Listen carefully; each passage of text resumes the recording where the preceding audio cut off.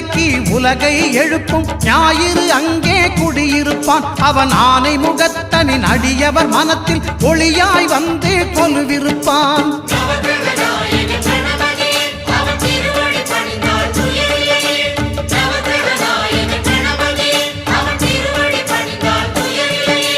ஒன்பது கோளும் ஒன்றாய் காண அங்கு கற்பகம் என்னும் கடவுளின் மெய்யில்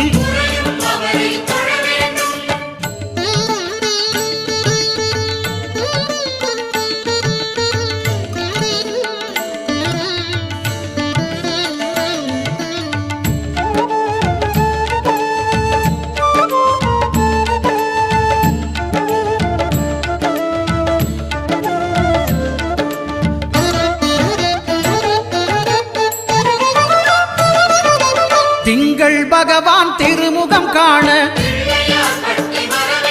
அங்கு கற்பக பெருமான் தொப்புள் குழியில்